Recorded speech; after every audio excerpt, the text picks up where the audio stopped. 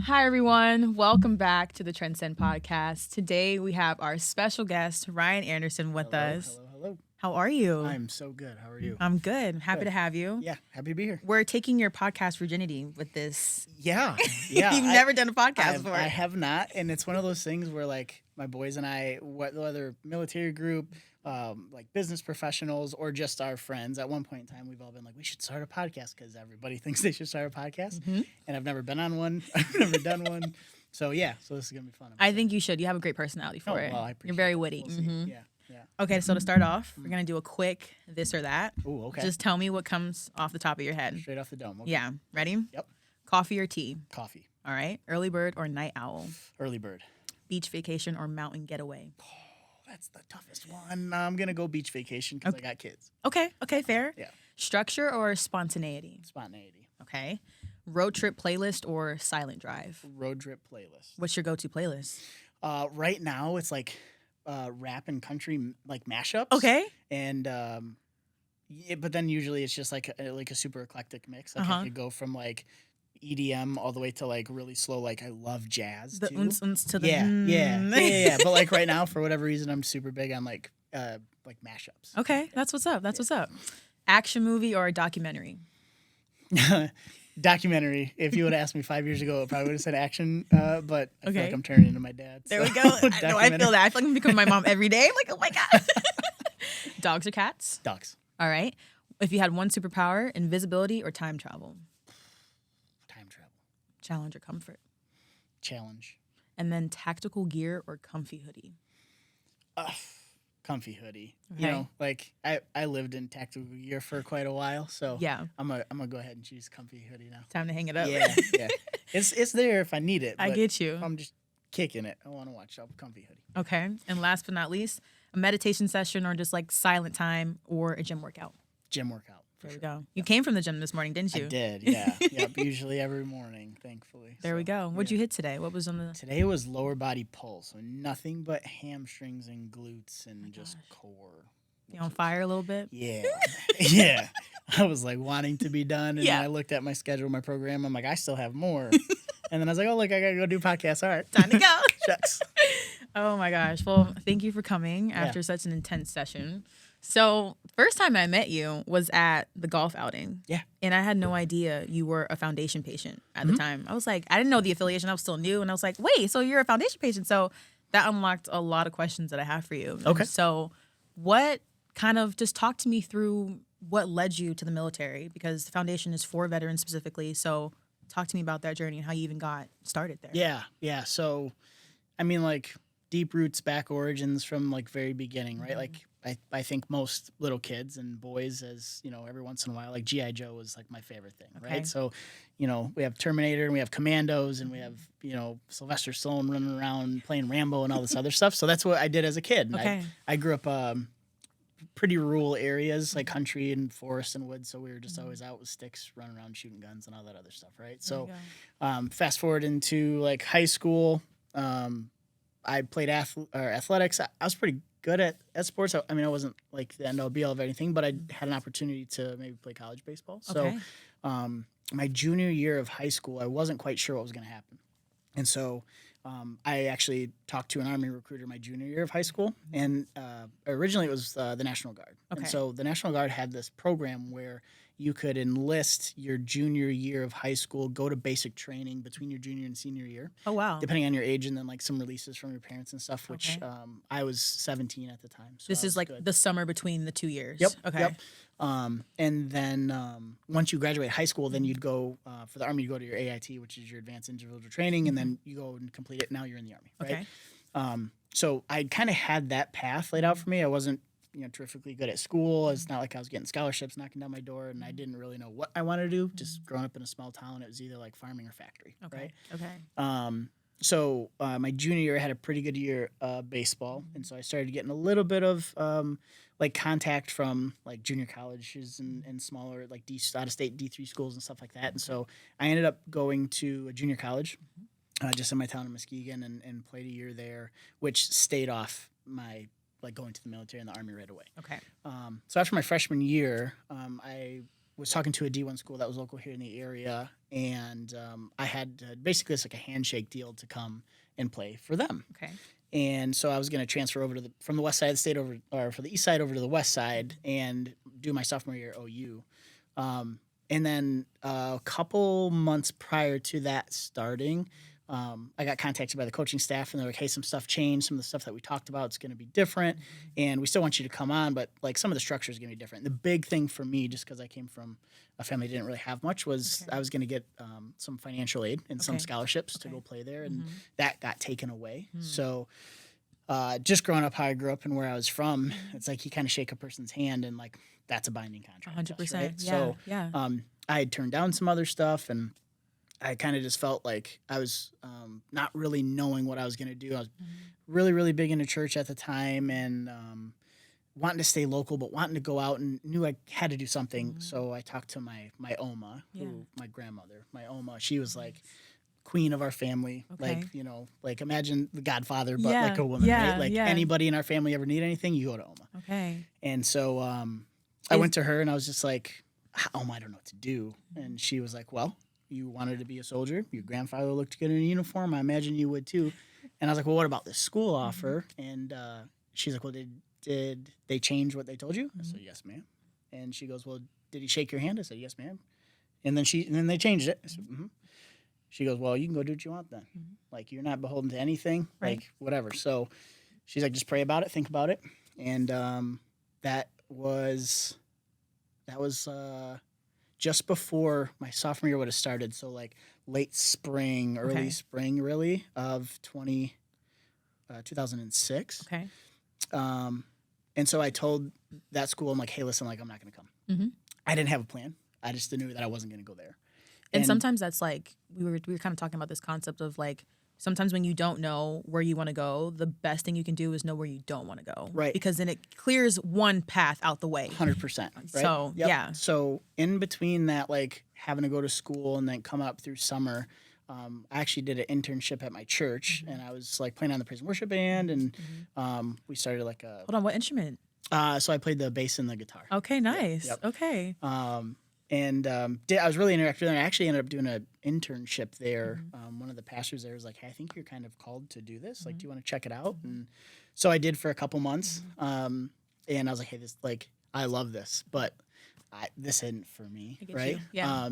And so I took me kind of going through that as I still had one thing up on this pedestal that I still wanted to do, still wanted to accomplish, that I've been looking at for as many years, and that was the Army, right? So September came around, fall was coming. I went back to that same recruiter, and I was like, I want to go as fast as I can to the first place that's going to take me. And he's like, well, what do you want to do? And I'm like, I want to do the hardest thing I can do. And he's like, well, you can, like, we have like, you know, special forces contracts or whatever. I'm like, well, maybe not quite that hard yet. Let's not go that far right now. Dip my toes in real fast. And so he's like, well, you can go infantry, and we'll go right now. So I think I went and saw him like the first week of October. And October 5th, I took my ASVAB test, came back. By October 10th, I was getting sworn in, and I went to basic training. Wow. In Fort Benning, Georgia. So. Oh my gosh. Yeah. So you moved from being in Michigan your whole life to going to Georgia. Yep. What was that like? Well, I would like to say it was a little bit of a culture shock. I kind of knew what it was going to... I had an idea of what it was going to be, right? Because, again, you think about when you're going to go into the military, and you have these ideas, and you see the pictures and the videos and the movies and the books and all that other stuff. And so not that I got to really experience Georgia per se, and that happened a little bit further down the road, but it was literally exactly what I thought it was going to be. Yeah. Right? It's like... And how was that? Surreal, but almost like there was times where I was just kind of chuckling to myself, like, okay, I know what's gonna happen. Like, I'm psyching myself out, right? And so I remember sitting in the 30th AG, just waiting. We just got our hair cut, and we're waiting to get like medical documents and like go get our our PTs and all of our gear and all this other stuff. And I don't even know what time it is. I don't know what day it is. I think I've been up for probably a day or so. Yeah. And I'm just sitting there, and I'm like, well, this is very anticlimactic. Like, what are we going to do here? Yeah. And little did I know that probably within the next 24 to 36 hours, it became not anticlimactic. Right. And then it was the calm before the storm. it was, yeah. But no, I loved my time at Fort Benning. Just I made some really good friends who I still talk to today through just basic training. Nice. Obviously, we all kind of went separate ways, different duty stations in different parts of the United States and stuff like that. But I was pretty fortunate. I feel like my training cycle was probably one of the last training cycles that didn't start introducing what I would humbly consider like caveats. Like I remember like going through and finishing, like we're getting ready to graduate basic training, and I saw some dude pull out this like stress guard.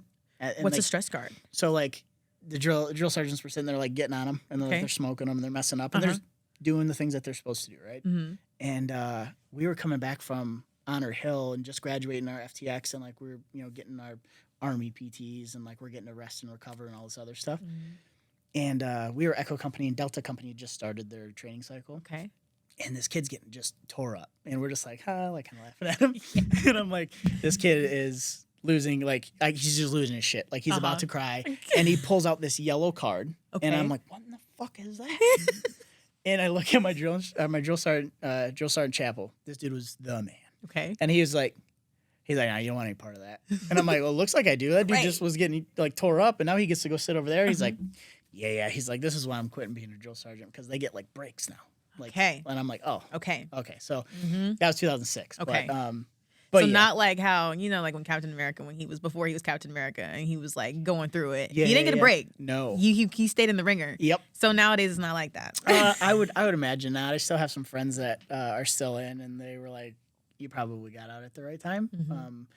And not that to say that the military is bad at all in any profession right now, but the mentality that we had and the way that we did things had to change. So, everything evolves. I get it. No, I get that. Like I talked to my dad about like how like the league in football has changed. Like he looks at the game now, he's like, they're soft. Like they like it's not the same. He's like, we used to have to like do this and do that. And it's like, I hear him, but I also like from the outside and I'm like, okay, some things could go without. Like I'm glad there's a horse collar rule now. Like I'm glad there's things like that. But it's also there is a sense of toughness that might have been diminished over time because the rules have changed. And so I hear you with that. Yeah. And like, realistically, our military is built to fight wars, right? They're for protection. It's like I always call it like the break glass in case of emergency type shit. So, I don't think there's really any room for softness. 100%. Not that there can't be understanding, but No, I get you. There's an environment that's like a standard to be able to be upheld. For sure. Yeah. So speaking on that, like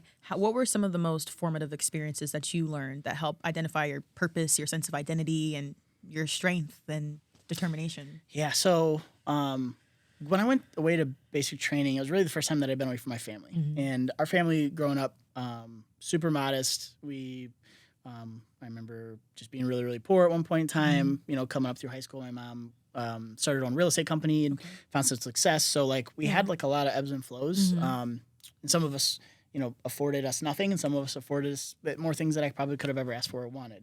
But all through it all, it's like you just have your family, right? 100%. So it was my sister, myself, my mom, and then my dad. And so, going to basic training, it was the first time that I kind of been isolated on an island on my own. I'm like, I don't know what I'm doing have no here, direction. Right? Nobody told me what's like from your family at that point. Yeah. Right. And so like I knew I wanted it to be a challenge, which is why I talked to Sergeant West, and I'm like, I just want to do something hard. I want to challenge myself, right? And so getting into basic training, infantry basic training, is my first time kind of almost like a culture shock to realize that like there's so many different types of people in the world. Yes, there are. And like the military is truly the melting pot of all of them. And so I got to be able to kind of find out who I was, right? Apart from anything that I ever did or was a part of or had to help out with or whatever. So that was kind of eye-opening for me. What did you kind of discover about yourself? Like, it might have changed since then to now as well and evolved, but if you could sum it up, who did you find throughout all of that? So I found out that I was more resilient than I ever thought that I was. Like, I didn't need as many fallbacks, or I didn't need my OMA there to tell me what I was doing anymore, right? Like, you kind of start to grow up and gain some independence and some autonomy, and learn that, like, hey, like, number one, I realized I wasn't made of glass. I can do hard shit, and not only that, but like I like doing it. And so like resiliency for me, and then like you asked the question like challenge or comfort, right? Mm-hmm. And that's really truly where I learned that challenge is kind of my thing. 100%. I get driven by it. Like if I get too comfortable, I get too comfortable. 100%. And then it's like, complacency and stagnation and you don't really do so much. So, so I learned that I was more resilient than I thought that I was, which helped me challenge myself more, which eventually led me to where I ended my career, which was really happy. But that was, you like to be kept on your toes. Yeah, like you don't like stagnant energy. Life's meant to live. You know what I mean? 100%. Like, You say your Oma. Is that her name or is that? So Oma is German for grandmother. Okay, yeah, so you come from a German background. Yeah. Okay. Yep. So my mom's side of the family is German, and then my dad's side of the family. Well, my biological dad's side of the family is like Spanish and Puerto Rican. Okay. So, okay, but you were adopted.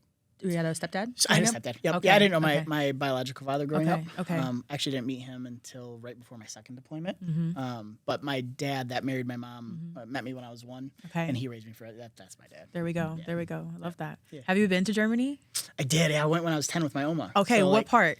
So they're from a super small town called Ansbach. Okay. Where is that? I went to Frankfurt. So it was like a 45-minute train ride from Frankfurt, I think. And, okay. Like, don't Google me or fact check me. No, it might have okay. been a 2 hour and 45 minutes. I was 10. You know what I mean? I got you. I just remember writing a journal. A train ride. Yeah, it was a cool train ride. Yeah. This is the first time I'd ever been on a train. Nice. Too. So, but yeah, we went for 10 days. I got to meet my great Opa and great Oma. Okay. And my great Opa was like in the SS as part of like, wow. Yeah, like, oh my gosh. So some of his, like, he was sitting there and like showing me pictures. Yeah. And my Oma was translating, and I'm sitting there as 10 years old. Yeah. And I'm like, this is real. Like, I only heard about you in like 4th grade, like history class. Or like watching movies or something like that. Yeah. So that was pretty cool, just to meet them and learn some of my lineage and meet some of my, my people from back in the day. So it's been like embedded in your lineage, like being in the service, being militant, like that's something that kind of you were called to do, it sounds like. Yeah. So my Oma met my Opa, my grandfather. My grandfather was a Army soldier, right? And he was stationed in Germany. He got to Germany just like post World War II. Okay. And challenging time. Yeah, yeah. And so so far as I was told, the way that they met, he was kind of out on a patrol, and my Oma worked at some bakery, and he wanted a piece of bread, and he's like, "Oh my God, I'm in love with this woman." And like my Opa was a G, like dude was like a big dude, in charge of shit, like handsome guy. There we go. And so he's like went and got a translator. He's like, ask that woman on a date for me. Because he didn't know any English. She had. I'm sorry, English. She didn't know any English. Yeah. She only spoke German, and my Opa only knew maybe like a couple words. Words, like auf Wiedersehen. Yeah. Like I think he probably knew how to ask for a banana or something. Right. So they go on 3 dates. My Opa gets orders that he's going to come back to the United States, and on their 3rd date, ask the translator, tell this woman I'm going to marry her, and she's coming back. Wow. And they were like the best couple. Wow. Like came home, sat down roots in Whitehall where we're from. My Oma learned English, became the mayor of Whitehall, opened up her own clothing store called Ansbach's, where she's from, which had like German fashion. Yeah. And then my Opa was just like, the fix-it man around town and ran the Hunt's Hardware stuff or whatever. So she took off. Yeah. But like, so, growing up when I was a kid, my Opa passed away when I was 3 of cancer. Sorry. And so I got to hear all the good stuff growing up, right? And most of them were just like, he was like just a good man of service and like take care of his family and you protect and provide. So it was kind of like driven that way for me. Yeah. Which I think probably when I was a little kid, it's like I want to be a soldier like Opa. Right. So that's probably where it kind of came from. Yeah. So, wow. But yeah, they were really cool people. That's amazing. Yeah. Wow. So what was it like kind of, you kind of embodied this, you took after your Opa like in the service. What was it like when you transitioned back and you no longer had this uniform that defined you? Yeah, man. That's probably honestly the hardest part. Like the deployments. So I went on 2 deployments, 2007 to 2008, and then 9 and 10. Okay, where were you deployed to? So 2007 and 8, we were in Baghdad, and then we kind of did some missions out to like Fallujah and Ramadi and stuff, like route clearance and PSDs, like personal security details, and then did some foot missions and stuff there down south, and then that's actually where I broke my collarbone, rehabbed, and then after that I got into my Milers unit. Okay. So second deployment was northern Iraq with my long range surveillance unit, and that was like Mosul, Tel Afar, a little bit of Syria. Okay. And And coming back from those, knowing that I was like kind of still in, it's like there's an adjustment, right? Yeah. But like actually just completely separating from the military. So rewind before I enter, I'm like, I don't know what I'm gonna do. Okay. Right? I don't know all this other stuff.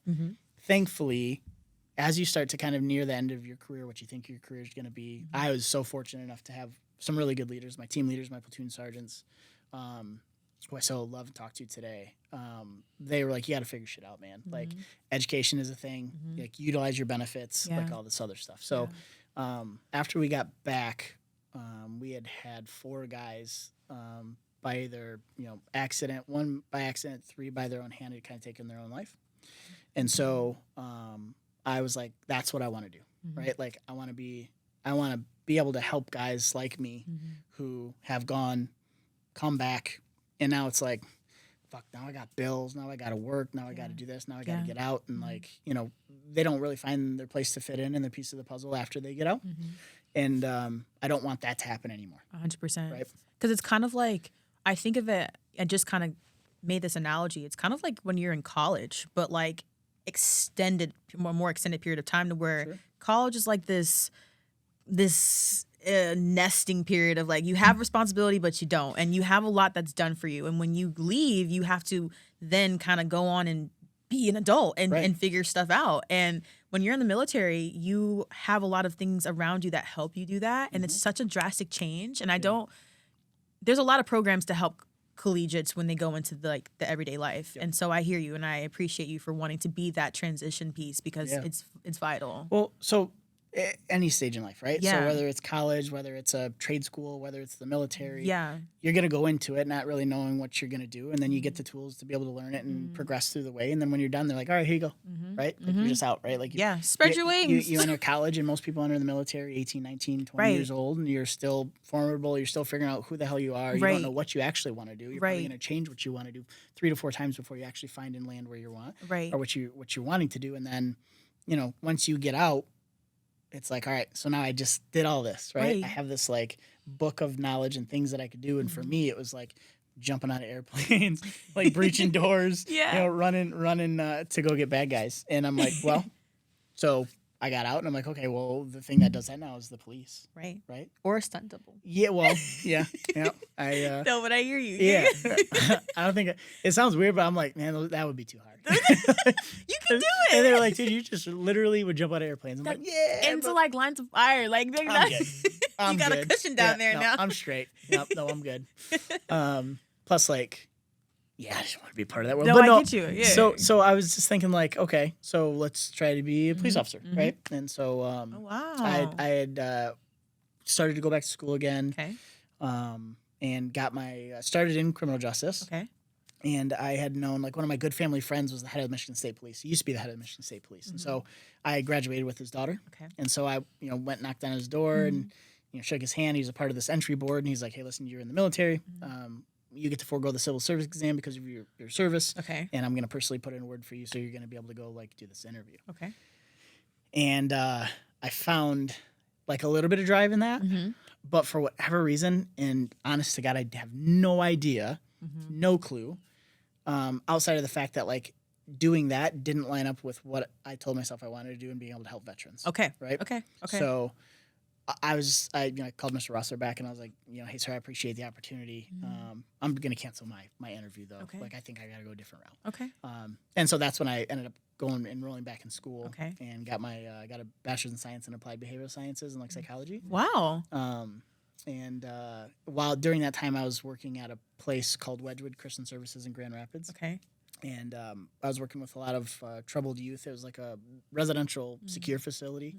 And so we did a lot of, like, analytical, cognitive, DBT, like a lot of different types of therapy with a lot of different kids. And so I was, like, kind of using that as a catalyst, as like a, like an interested field to be able to, once I graduate, get my bachelor's, I can go on and get my master's with relevance experience. And so I graduate. Okay. And I talk to this is wild. So I graduate, and I talked to my guidance counselor, and the reason why I picked the program that I did, because I told her specifically, I'm like, check it out. I want to be able to be either, like, psychologist, psychiatrist, like, I don't care how long it's going to take me, whatever. Right. I want to work for the VA. Okay. I want to be able to help veterans. Okay. Or have my own practice. There we go. Okay. And so in my mind, I'm like, well, shit, I don't think that could get any more clear of like what my end goal is. Mm-hmm. She's like, not a problem. Got you. Here's the program that you're going to do. Okay. Just knock it out. I was shit at school, by the way. Okay. Like high school, like barely 3.0. Okay. I graduated with 130 people. I was number 65. Like I was right in the middle. That's okay. Yeah. But I'm saying, like, no, I'm straight. Like I passed. You know what I'm saying? Like doctors who get C's are still doctors. It's okay. Exactly. But so I go to college and I'm like super focused, right? Like 4.0, veterans, deans there list, honor list, all this other stuff. Yeah.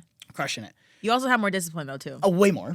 Because now I knew how to be able to be an adult and pay attention. I'm so thankful I didn't go to college. I would have fucked up so bad. It's such a fever dream, I'm not gonna lie. Yeah. And then it's like, oh shit, now I gotta really do it. Like it was terrible. But no, and then so I graduate and I get my diploma. I'm like, all right, I'm ready to do this. And I went to go apply for like a master's program. And they're like, well, you don't have enough credits. Huh. Like, you know, you ever heard like the record bells? Like, stuff? Like that's the shit that happened in my mind. Because shouldn't they have told you that? Well, that's like what I said. as you're 100%. like that's And mind you, like I'm using my GI Bill. Okay. And so like that's not just like an endless pot of money. Right. Like you're utilizing it to be able to get. You want to be intentional with it. For sure. So I end up being short credits, and I would have had to come out of pocket to be able to finish. Like it would have been like a whole another half a year. Oh my gosh. And at the time, I was living in Grand Rapids. I just got married, and we're looking to kind of maybe make a transition and all this other stuff. And so I was like, you know, I'm not going back to school. I'm just going to find out what type of job I can get to with this bachelor's that you have. And so, but specifically helping veterans. Okay. Right. And so, so now I'm like trying to find my way, right? Like I'm out of the military, still really close with my friends, which for me was good. There's several that were in Michigan, several that I'd be able to go see and stuff that were relatively close, like, you know, less than like a 12-hour drive for me is kind of close. Yeah. 12 hours. Yeah. Well, I mean, like we would drive a lot, so it's okay. But yeah, so then I found this program. It's called the After the Impact program. Okay. It was out of the Eisenhower Center in Ann Arbor. And so that was a joint program between the NFL and the VA. Whoa! That worked with veterans of both organizations that had TBIs, traumatic brain injuries. Yeah. And so small world stuff. Yeah, because that's like I've only heard of like that within the football community, but I didn't even think it can happen in the military. 100%. Oh my gosh. I mean, a ton, right? Yeah. I mean, you think about, not even just bumps, bruises, falls, but you got explosions, airborne operations. I mean, they have these big Kevlars for a reason, and those don't always stop everything. Right. So is this including like CTE as well? Yep. Wow. So it's like pretty encompassing program. Wow. Yeah. And like super small world, I applied to it, and I recognized the name of the cat that's doing the interviewing. Okay. Grew up in the town right next to me. Wow. And I have talked to him in probably, I don't know, a decade. Yeah. Right? And so, you know, go in, interview, get the job. And I was living in Waterford at the time, driving to Ann Arbor every day, which for those who don't know is a little over an hour each way. And I started in January. I'm like, fuck all of this. This sucks. I hate it. Yeah. Can I work from home? They're like, no, you can't work from home. Like, it's not a thing. Treat patients from home. Right. That's how I got it. I'd worked there for 1 month, and one of my best friends growing up was in the mortgage industry, lived in Ann Arbor, and he's like, hey, dude, let's get a beer after work. I'm like, yeah, cool, all day. Right? And he's like, you'd be really good at mortgages. I'm like, dude, I just spent like 3.5 years going to school, like 3 years working in this thing. Like I just took over this program director and like whatever, blah, blah. He's like, how much do you make? And I told him, and he's like, that's cute. I'm like, shit. Why don't you listen to what I have to say? Yeah, well, and so keep in mind, like, just married, wanted to start a family, like, want to utilize all this stuff. Right. You don't want it to go to waste. Yeah. And so I'm like, yeah, dude, but like, for me, I'm like, okay, cool. Like, sense of mission is kind of where I'm at right now. Like, I'm being able to help veterans. Like, I'm building this thing. So if and when I still want to go back to school, I can, right? And he's like, you come work for me. Like, I was like, dude, I don't know shit about mortgages. Like, the only thing I know is if you don't have a shit ton of money, you need to get one. Like, that's it. He's like, all right, cool. Well, I'm hiring for operations anyway. Okay. So go be a mortgage consultant, like a processor, learn it. If you like it, cool. If not, you go back to what you're doing. I'm like, how much does it pay? He's like, more than what you're making now. Right. And I'm like, I'm calling my wife at the time. I'm like, hey, check it out. She's like, yeah. Okay. And like I could work from home. There we And go. I'm like, Okay. See, the best of both worlds. yeah. So you know, they say you very rarely like actually go work in the like the field that you got your degree super in. rare. Like Yeah, it's super rare, right? and the skills are sometimes translatable, so Yeah. like transferable, you know. So Yep. Well, and so I think about it now, right? So now I'm the CEO of a mortgage company now, and congratulations. thank you. Love where I'm at. Greatest group of people, but I talk to the general public all day, every day, right? I talk to thousands of people a year. Everybody's crazy. Like there's a 100%. Million types of crazy. Yes. And guess what kind of degree that I have to be able to manage and maintain and like understand and talk to whatever. So I'm like, well, shit, this figures out. Not only that, but now I'm like, hey, let's talk to veterans organizations. Let's talk to nonprofits and whatever. And let's be like, hey, do these veterans know that they have a benefit in being able to buy a house? Right. So I'm like, okay. Right. I'm like, you're cooking. I feel like a little bit like I'm trying to like manipulate what I want to do into like having it fit in what I'm doing. But isn't that life though? Like 100%. Especially when you kind of like go on your own route, when you're an entrepreneur, just trying to blend a lot of different ideologies and a lot of passions together, you kind of do have to do that. Yeah, like, you know, you got to make it what you want it to be. Yes. Yeah. Yep. So I've been doing that for 10 years now. Wow. And so it's stuck. It's stuck. And like I've thought about like, you know, everybody thinks about like, let's check something out. Let's try something new. Let's try something different or whatever. I can't fucking. It sucks me back in. Like it's just like, oh, here you go. No, yink. It's calling your name. It does. Yeah. So no, I'm very fortunate to be where I'm at with the company that I'm at with the people that I'm with. Obviously, when we met, we were at the Transcend golf outing, right? Yes. So one of our big missions for our company is that we want to be able to help, you know, veterans. We have several veterans that work for our company in different states, and so it's like a very genuine thing. 100%. So I'm very fortunate that through all the shit that I went through, trying to find my way, and found a path to be able to do like a little bit of best of both worlds. I can provide for my family, still do stuff that challenges me, and then, you know, help the veteran community as much as possible too. 100%. 100%. And so that's kind of like the mental aspect of how you found your way back. But like physically, like what were some of the obstacles you found when you came back out of the service to, did you feel depleted in any ways? You mentioned you had a broken collarbone. Like how did it feel? Yeah. So, okay. So imagine you do something for a very, very long extent of 8 years, right? Whether it's running or whatever. And for me, it was just, I was either in the military, I was either getting deployed or training to get deployed, or I was going to schools, right? Like I just wanted it to be, I wanted to jam as much as I could, and I didn't know if I was going to extend. I didn't know if I was going to get 20 years or not. I'm like, hey, listen, like I'm here for like a good time, not a long time, so I'm going to figure the fuck out. And so I operated at a pretty high level. As far as like tempo, right? I wanted to go to schools. I wanted to go to trainings. I wanted to be deployed. I volunteered for deployments. I did this other stuff. Wow. And so, you know, when that gets taken away from you, there's literally no replacement for that.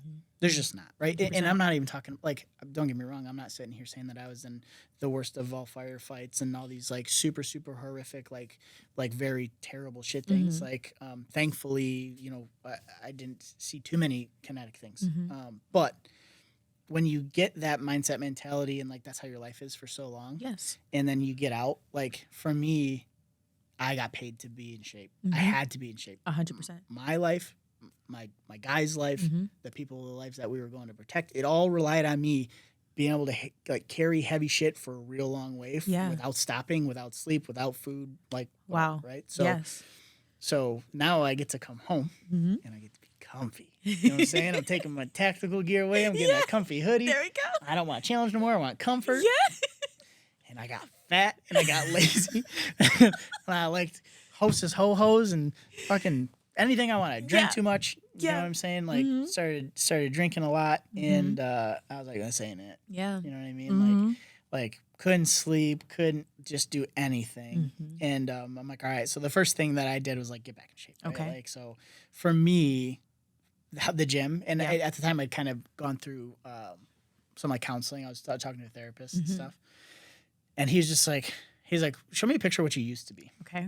And I'm like, what do you mean? What I used to look like? He goes, no, show me a picture of what you used to be. Okay. And I'm like, all right. So I pulled up a picture from one of my deployments, whatever. I'm like, that's who I used to be. Yeah. He's like, are you that guy now? I'm like, not even close. No. He's like, why not? And I'm like, well, that's in Iraq. I'm in Grand Rapids. Little different. Yeah. And he's like, well, like location doesn't determine the man. So he's like, if I had to tell you to go do one thing for yourself right now, it's going to get you to be back who that man is, what would it be? I'm like, I'm going to hit the Y real fast. Yeah. Like, I'm going to hit some squats. Get like, the rack real quick. I need it. Yeah. Like, Yeah. I got to do something Yeah. that's hard, right? So, so I started working back out, and that's like, you know, the stupid saying, like, look good, feel good type thing. No, it's real though. That is so real. It's so real. Yeah. It's so, like, the confidence that you get from being able to build up yourself and, like, come back from some shit that you didn't think that you ever wanted to be. Right. Like, from where you were to, like, lows to highs. So, you know, physically for me, like, once I started working back out, I found my mental being a little bit better. Yep. And then, like, you know, things just kind of started catching up, but I did realize there's still a lot of shit that was missing. Yeah. There was not anything that I could do that was going to make me sleep. Right. There's not anything that I could do that would, like, I started having gut issues. Like, you know, obviously, I'm 39 now. Okay. Let's rewind even 5 years, right? 34, young 30s. Like, my knees, my ankles, my hips, my joints, like all this shit. It hurts. My neck. Yeah, My right. back. Yeah. Yeah, I probably have said that one too many times. Real quick rabbit hole. Because my 8-year-old walk around humming that song. I'm like, oh shit, this is nope. Because they used to play it on the radio, with the car accident jingle or something. Yeah. So I'm gonna rabbit hole real fast. Yeah. So October of 2023. Okay.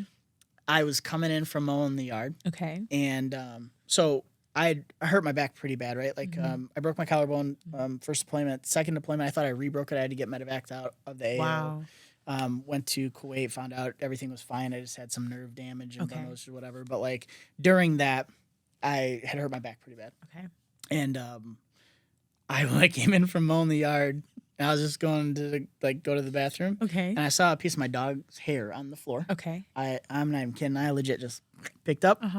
My shit slipped, fell on the ground, and my 8-year-old daughter's right there. I think she's probably 6 at the time. But she's like sitting in the kitchen. She's like, "Daddy, you okay?" And like, you know, I'm Superman. Yeah. I'm like, no, Daddy's always okay. Right. And like, I'm fighting back tears. Really? And she's like, "Do you need me to get somebody? Like, do you need me to go call somebody?" And I'm like, "No." I'm like, "Daddy's okay." And I'm like, "Oh," I was like, you know. And then at the time, 12-year-old comes down. And I'm like, I was like, "My neck, my back," like, you know.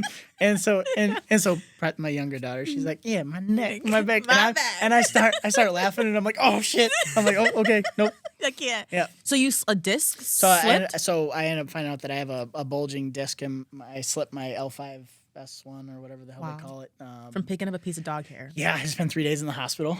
Couldn't walk for the first 2 of them. Oh my God. Thankfully, my daughter's mom, my ex-wife, we grew up together, still very good friends. She was a nurse at the hospital I went at. So she came in, she's like, "You fucking idiot." I'm like, "I wasn't even doing anything cool." Look at me, always taking care of you. Yeah. That's pretty much what I still hear about it sometimes, but it's fine. So anyway, so I say all that to say, like, physically, I can have like this mental drive and know that I want challenges and all this other stuff, but like your body breaks down and all this other stuff. So that is, you know, kind of where I've been a patient for the foundation now. I want to say it's probably coming up in 2 years. Okay. 1.5, almost 2 years. How did you find out about the foundation? Yeah, so one of my good friends, his former special forces guy, was linked up with some people from the foundation, and we were just like shooting the shit in the sauna one day at the gym, and you know we were basically complaining to each other, and like if anybody else would have been in the room, be like, "You guys fucking bitches, shut up." Just whining. Yeah. But yeah, so he's like, "Dude," he's like, "You ever like look into like HRT or peptides or whatever?" And I'm like, "What now? What is that?" So, excuse me. So I was like, "Dude, HRT. like, yeah, like, are you trying to sell me drugs right now?"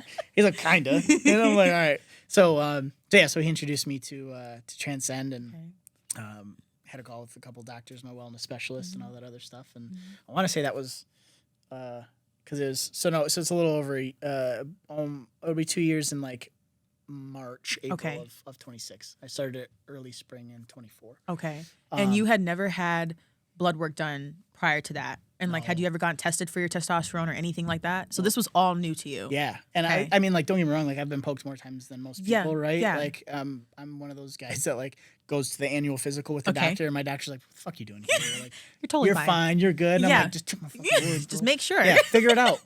I'm not trying to, because you were doing all these things and still felt terrible. off. Terrible. Right. Yeah. And so, I mean, like, I went pretty, so 36 years old. I go into my, like, I can't eat, I can't sleep, my stomach always hurts.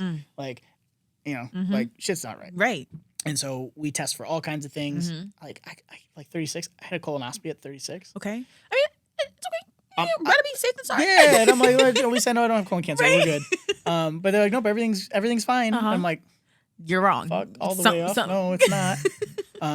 And so the blood work that I was able to get done, I was going through it with a wellness specialist, and he's like, yeah, dude, like that's not normal. Right. And I'm like, you don't say. Right. Thank you for actually hearing me now. Yeah, no, and like, well, you know, it's like one of those things where I'm like, what the fuck? Why am I even going to like my primary care doctor? You know, and like, don't get me wrong, love the guy. Yeah. He's helped me out with a lot of referrals and some other stuff, and I think it's good to take care of your health, right? But the in-depthness, right, of the blood work that I get through the foundation, and what I get just to go get my blood drawn from my primary care doc is, I mean, it's just not. It's like it's a drastic difference. It's like primary care doc's half of what you get 100% over here. And so I didn't even know. I'm like they're reading off words. I'm like that exists. Shit up. That's not even a real thing. I'm like, oh, that's in my body. Yes. Yeah. There's a lot of holes when it comes to it. Just as like my own personal experience going through it and then going through something like this, like there's holes, and I think it's for a reason, but it's just unfortunate that you have to kind of find, it's like a secret that things like this exist. It's like it should be for the general public, you know what I'm saying? I'm like, how is not anybody screaming on a mountaintop with a megaphone? Exactly. Like, go get your HRV. Yeah, go check it out. Like, you remember that cat? You ever see that Cat Williams skit? He was like, this shit right here? I haven't, but I'm gonna go find it. Google it. Everybody. Wait, I think I've seen the sound. Anybody over like 34 is gonna be like, yes. I know exactly what you're talking My about. mom is gonna watch this and be like, Reagan. Yeah.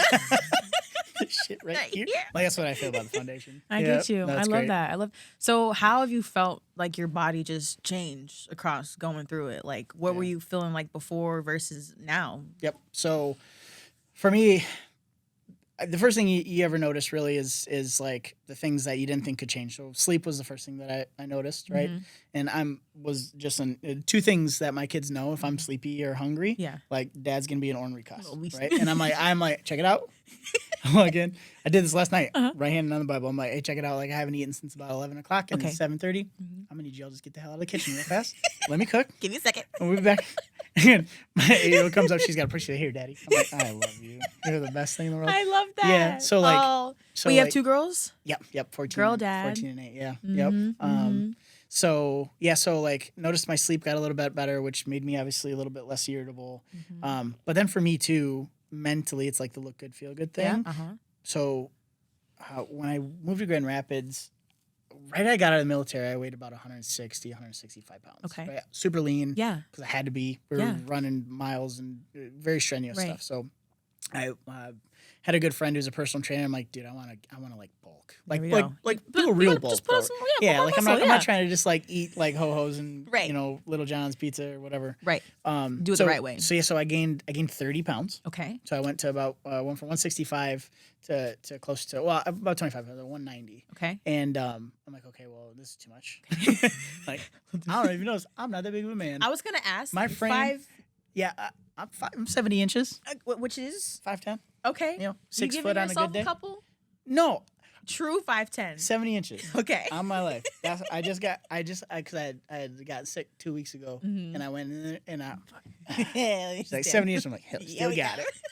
I was like, you said 6 foot? Yeah, no. Put that on my list. Yeah. But yeah, I was like, okay, I'm like, it's a little too much. It's too much. Yeah. Cheeks were a little bit puffy. Yeah. So I cut down to about 185. Okay. And I'm like, this is healthy. This is good. So I look at a picture of me, like 185. Remember, like I get out, I drink too much, I eat too much, I'm not doing shit, and I'm like that, and I'm like, now I'm like, oh, this is great. Like, I'm healthy. Yeah. Like, I'm healthy. Wow. And so for me, that was like a big catalyst of like, okay, cool, like you're back, you're back, like you got control of it. Like I think about, and now this is, gosh, it's probably 10 years later, like 2000. Well, no, probably 8, like 2014, 15. Before I moved over here, I'm talking to that therapist in Grand Rapids. He's like, how do you get back to that guy? And now, like, 2023, 24, I'm like, yeah, I'm that guy again. There we go. I can do some that shit. guy. Yeah. So it was good to be able to like figure out and fine tune a couple of things with help that I literally could not have gotten from anywhere else. Right? Like, I changed my diet. Like, I tried to go to bed earlier. Like, it just, right? It didn't really work. Yeah. So, But yeah, no, it's been great. I love that. Yeah, it's helped me a lot. So what advice would you give to people to veterans maybe specifically, who are hesitant to go down this route, or just who don't know where to start their journey? What would you say to them? So like the hesitation comes from two things, right? One, it's like, I don't need it, stubbornness, like, fuck that, I'm good. Yeah. Two, I'm scared, I don't know, I don't want to look stupid, like, I don't want to ask for help. Like, you get driven into this, like, mental state where it's like, so I'll never forget, like, I'm going through Ranger School, and they're just like, you got to make a decision. And I'm like, well, and they're like, the only bad decision is decisions that you don't make. You make a decision, whatever way you're going to go, and then you fucking rock with it. Exactly. Right? So it's like, you get this driven into your mind, your mentality that, like, you just go and you do this, and like, you're in charge now, so you're not really allowed to ask for help. I was going to ask, is that something that's frowned upon, perhaps? Yeah, like, or do you feel more hesitant in the military to ask for direction because you want to just figure it out? Well, like, you get your orders, and then that's what the orders are, right? It's pretty black and white, and then like halfway through the orders, you're like, fuck. Like nothing, by the way, in life, and especially in the military, nothing will ever go to plan. Nothing. Every single time. Like, it could be like, yo, get dressed, walk to the chow hall, go there, eat a sandwich, come back.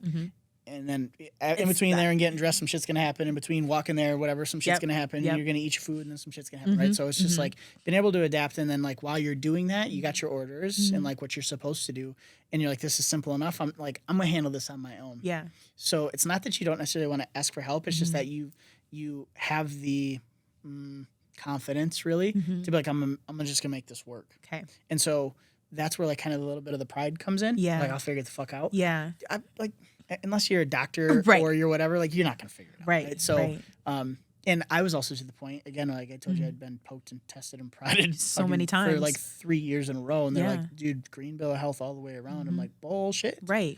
So I'm like, something's got to give. So it was a little bit of exhaustion, honestly. Okay. And I'm just like, fuck it. What do I have to lose? Your breaking point, yeah. I'm like, okay, like, what's 3 more vials of blood gonna do? And I was super skeptical, and I'm like, yeah, okay. Like, you want me to just give you my doctor's blood test? And they're like, no, homie, that's not it. That's not how this works. That's not the one. So you know, now when I talk to veterans, I'm just like, listen, like, I'm so, like, straightforward. That's what I do love about talking to veterans. Yeah. And by the way, too, like, my veterans that I'm lucky enough to be able to help with mortgages, I will refer like benefit coordinators. Okay. I've referred the foundation a million times. There's a company that I just learned about called the Warrior's Journey. That's really faith-based, that they need connectors. So, like, other guys, for people who basically it's like a crisis intervention, faith-based crisis intervention hotline that they need to be able to do this stuff. So I'm like giving out all these sources. I love that. Resources. Yeah. But I'm like, I'm like, all right, check it out. Is it pride, or are we scared? Right. Like, which one is it? Right. Because both have to go. Well, that's it. And it is really not. It's like, okay, so they're like, oh, I just don't know about it. I'm like, okay, cool. So you're hesitant because you're ignorant, which means you're scared. Like, you got to get over it, bro. Like, I already gave you the number, fam. Like, here's where just go. And so, you know, my biggest thing, I'm like, do you want to sleep? Do you want your wife to like you again? Do you want your kids to not think you're an asshole? Do you want to perform better at work? You want to start working out, look better in the gym? Have I checked any boxes? Right. And they're like, I'm like, I got it. All right. Since you got your like, degree. Just call a number, bro. Figure it out. Right. Like, you know, so, so yeah, so, you know, it doesn't have to be as scary as what people think it's going to be. Right. And, like, you also don't have to just kind of get over your own self of being like, I can't do everything on my own. 100%. I am broken of not my own fruition, but it doesn't mean that I'm not good. And it doesn't mean that I can't get back to where I want to be, right? So again, like, I think about James is his name. He's like, how do you get back to being this cat? Like, how do you be this guy again? And I'm like, well, here I go. 100%. Yeah, so the foundations definitely help with that. My protocol is not overly, I guess, intense, maybe, right? Like, I have testosterone, glutathione, like a Troche, and I think, like, maybe like an estrogen or like a liver pill or something like that, right? So it's not very invasive. A couple times a week, call it a day, right? There we go. Pretty simple. And the results are... Yeah.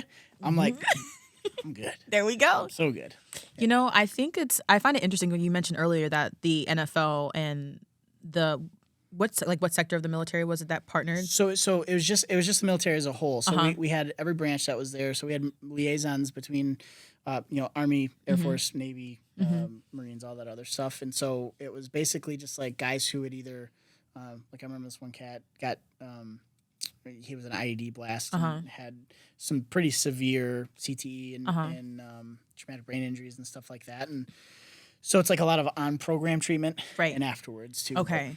I just find it interesting that those two entities partnered, because just hearing how you speak about veterans and your experience, there's a lot of parallels with, I feel like, how when people come out of something so concrete and structured, they tend to, like you said, kind of like lose yourselves a little bit. You don't work out as much. You might not have the best habits. You're hesitant to get blood work done. And it's interesting because it kind of contradicts what you came from. Like, you came from everything being given to you, and it's now that you don't have any of that, you have to now come into your own and do it.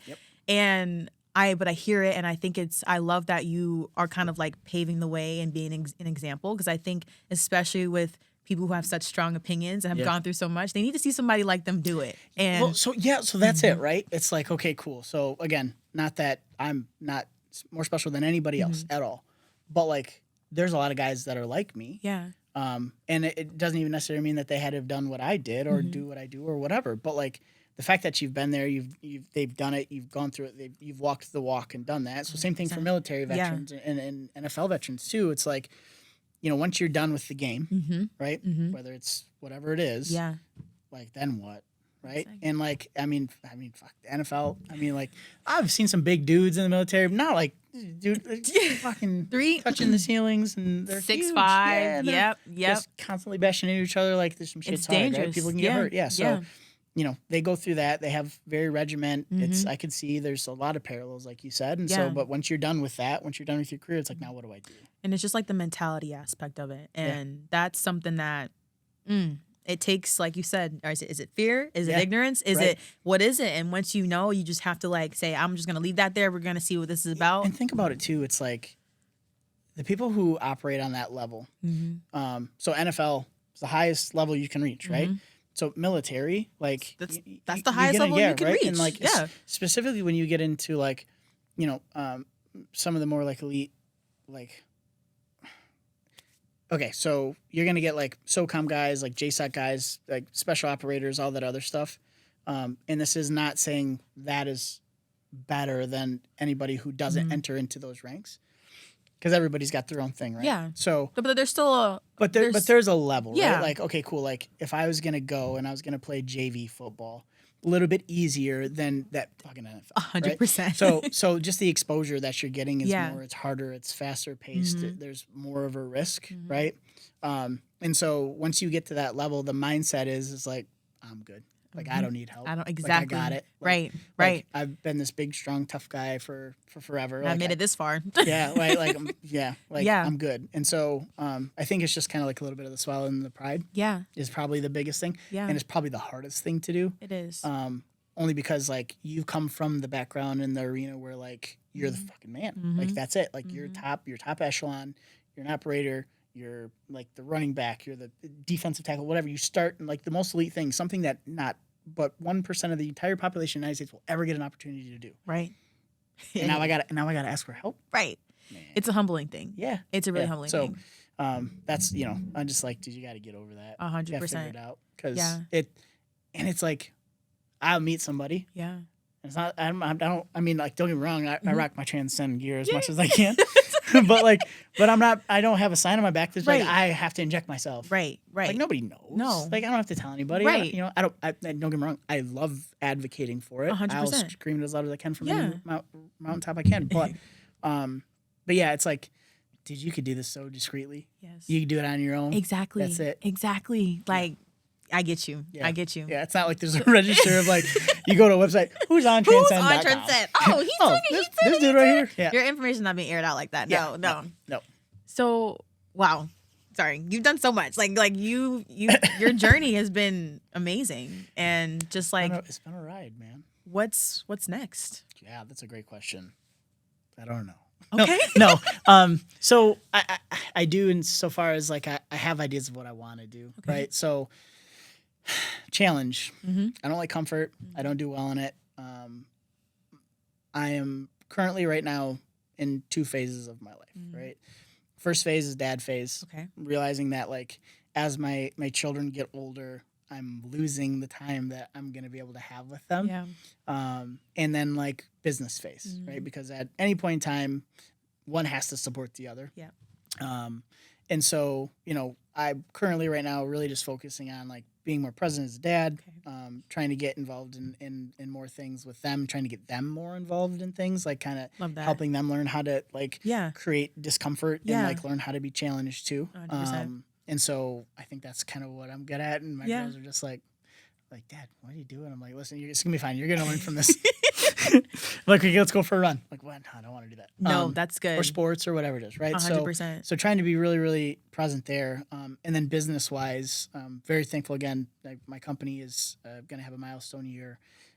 We're doing really well there, dabbling in a couple different business ventures in the real estate investment world and kind of making some connections and stuff there. But my ultimate goal, and I say this to, I said to Ernie, I say it to Tony, I say it to Sarah all the time. I'm like, y'all are living my dream. Like, I just want to I just want to be involved at any point in the way. Like, and whether that's just getting people to the foundation, raising money for the foundation, whatever it is, right? Yeah. So my goal, and it's funny you asked that because I was actually talking to my buddy of mine who's a veteran about that. He is just getting furloughed from a government job. And he's like, I don't know what I'm going to do. Okay. I'm like, what have you always wanted to do? Yeah. Right? He's just like, I want to do like a private security company. Like, fucking go do it. Yeah. No shit. 3 days later, he sends me his website. He's like, I got it registered, whatever. I'm like, let's go, bro. Like, I'm like, all right. I'm like, I want to play too. There we go. He's like, what do you mean? I'm like, whatever you need.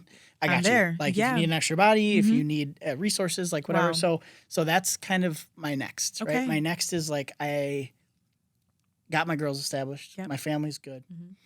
Business is going very well. I'm very fortunate there. And what that does is it kind of takes a little bit off the plate to be able to go and do the things that I'm like really passionate about. Exactly. Not that I'm not passionate about those two things at all. They're my world. Yeah. But to be able to get back to that original thing, like how can I get and serve veterans? Yeah. And so that's my kind of my next big thing. I don't know what it's going to be, what it's going to look like. That's right? okay. Maybe it's connecting organizations like Transcend with like maybe something like the Warriors Journey, or finding Bird's Eye View Project with Bird and some of those guys and getting people to that event, right? Just to be able to help raise more money and awareness and stuff for other veterans organizations. So 100%. That's like over the past year through people here in the foundation. I'm like, that's what I want to do. And that's what I'm going for. It's coming, because you just said something that parallels what we started talking about, was not really knowing where you want to go, but it opened up so many other doors. So it's going to come together, and I'm really excited for you. And thank you for being here, sharing your story. And it's been great talking to you. You're a great guy. Well, I appreciate you. Yeah, no, this has been so much fun. Like, it has been. We'll do it again. Yeah. Anytime y'all want, I'll clear the schedule. Okay, cool. You guys heard that? Well, thank you, Ryan. It's been a pleasure. Appreciate you. Of course.